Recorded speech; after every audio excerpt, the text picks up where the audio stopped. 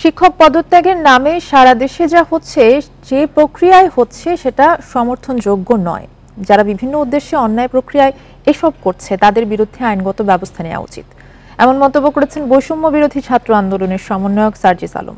আমরা যেমনটি জানাচ্ছিলাম যে আন্তর্জাতিক গুম প্রতিরোধ দিবস, আজকে এই বিষয়ে আলোচনা করতে আমাদের সাথে রাজধানীর পূর্বাচল থেকে যোগ দিচ্ছেন সুপ্রিম কোর্টের আইনজীবী সোহেল রানা। আপনাকে স্বাগত ইন্ডিপেন্ডেন্ট সংবাদে। আমরা জানি আজকে গুম প্রতিরোধ দিবস এবং অসংখ্য মানুষ কিন্তু তাদের গুম হয়ে যাওয়া স্বজনদের ফিরে পেতে আকুতি জানিয়েছে, আমরা এমনটি দেখেছি। এবং যারা আসলে গুম করার কার্যের সাথে জড়িত তাদের আসলে কি বিচার করা হবে এবং তাদের বিরুদ্ধে মামলা কি হবে, সেই বিষয়গুলো নিয়ে যদি একটু বলতেন আমাদেরকে।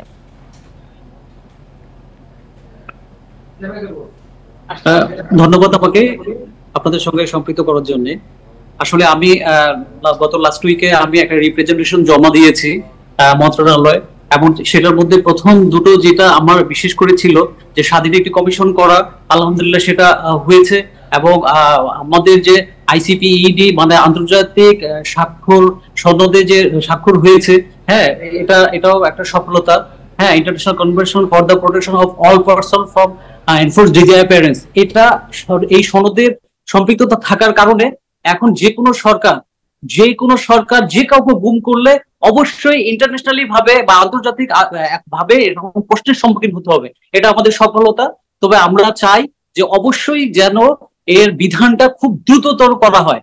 সাপোজ আমি 2015 সালে 10ই ফেব্রুয়ারি আমি গুম হয়েছি, আমি 6 মাস 3 দিন গুম ছিলাম, আমি মামলাও করেছি। বাট এখন সেটা কোন বিধানে করবে বা রেমেডি পাবো আমি বা কোন ধারায় করবে এটা নিশ্চিত নয়। কারণ বাংলাদেশে প্রচলিত যে দুটি আইন রয়েছে, কিডন্যাপিং এন্ড অ্যাবডাকশনের, এই দুটি ধারা কোনোভাবেই গুমের ধারা এই ধারাটাকে কভার করে না, কারণ ডেফিনিশনটাই আলাদা। তাই আমার আরো একটা চাওয়া, সেটা হলো অবশ্যই কনভেনশনের যে ডেফিনিশনটি রয়েছে সেটা বাংলাদেশের আইনে অবশ্যই অ্যাডপ্ট করা। একটা বিষয় যদি একটু জানতে চাই, গুমে জড়িত আইন শৃঙ্খলা বাহিনী যারা রয়েছে তাদেরকে আসলে বিচারের আওতায় কিভাবে আনা যেতে পারে?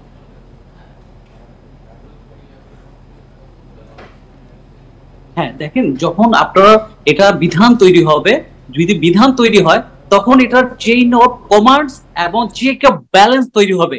চেইন অফ কমান্ডস, ধরেন স্বরাষ্ট্রমন্ত্রী হুকুম দিয়েছে আপনার আইজি বলেছে হয়তো রেব ওয়ান হয়তো একটা টিম করে দিয়েছে। এই যে চেইন অফ কমান্ডস, এটা চেক করবে এবং চেক অফ ব্যালেন্স আসবে।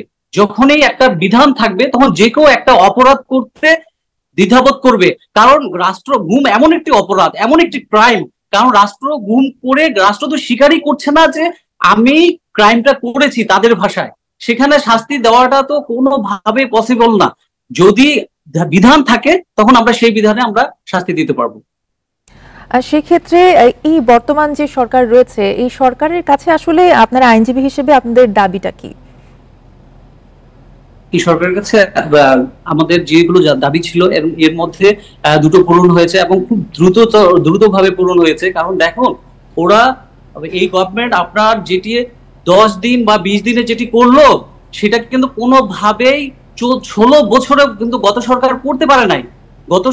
কিন্তু এই সরকার কোনোভাবে তাদের দায়িত্ব এড়াতে পারবে না, কারণ এই জাতিসংঘ পরিষদ থেকে আপনার গুম বিষয়ে যে ওয়ার্কিং গ্রুপ রয়েছে তারা কিন্তু একাধিকবার চিঠি দিয়েছে এবং সেগুলো ডেট সহ আমার মুখস্থ।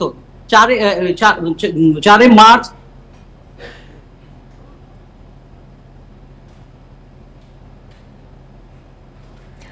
জি, আপনাকে ধন্যবাদ। সংযোগটি বিচ্ছিন্ন হয়ে গেছে। এতক্ষণ আমরা কথা বলছিলাম আইনজীবী সোহেল রানার সাথে।